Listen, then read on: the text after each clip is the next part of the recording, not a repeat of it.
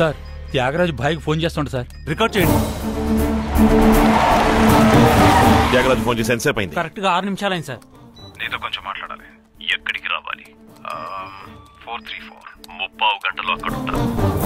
434 sir kilometres అయి ఉంటుందా? లేదు, 30 గంటలో వస్తానని చెప్పాడు. అన్ని కిలోమీటర్లు ఎలా రాగలడు? బోటు, లంచ్, నాటు పడవ వీటి మీద నంబర్ ఉందేమో ఎంక్వైరీ చేయండి. Yes sir. Sir hotel room number అయి ఉంటుందా? 426 101 రాజమండ్రి. 434 పిన్ కోడ్ అయి ఉంటుంది. Yes sir.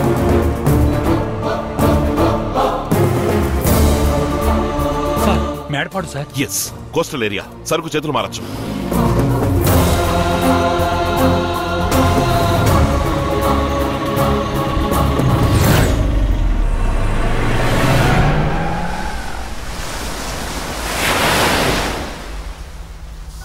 చెప్పండి రాజేష్.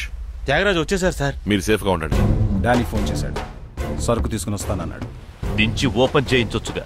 పిచ్చి పట్టిన కుక్కలాగా నరసింహం వాసన పట్టి మన వెనకే తిరుగుతున్నాడు. అందుకని ఈసారి అక్కర్లేదని డానీకి చెప్పేద్దాం అనుకుంటున్నాను. భయపడుతున్నావా త్యాగరాజు? ఈ వృత్తి మానేద్దామనే ఉన్న ఐడియా ఉందా? రా, ఇద్దరం కలిసే వెళ్దాం.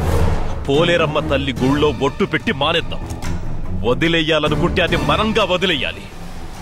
ఆ ఒక్కడికి భయపడి మన వృత్తిని వదిలేయకూడదు త్యాగరాజు. అర్థం చేసుకో, సహాయం ఇప్పుడు ఇక్కడ లేడు. వాడు అంచుర్ల ఆరుగురిని వాడు కాల్చి చంపేశాడు. సహాయాన్ని మాత్రం నమ్మి నేనే వృత్తి చేయట్లేదు, నేనే దించుతాను. సీరియస్ గా మాట్లాడుతున్నారు సార్. వేరే ఏదైనా మూవ్ ఉంటుందని వాచ్ చేయండి. ఏంటో ఆలోచన? ఏముంది, సహాయం ఇంకా తప్పించుకు తిరుగుతున్నాడని ఆ డానీకి తెలిస్తే సిగ్గుచేటు. అందుకని సహాయాన్ని సముద్రం ద్వారా వచ్చి సరుకు దించిచ్చాడమని చెప్తాను.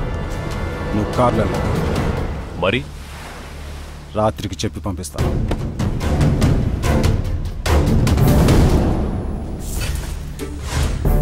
ఇద్దరు మీట్ అయింది సీరియస్ గా మాట్లాడుకున్నారంటే ఏదో జరగబోతోందని అర్థం.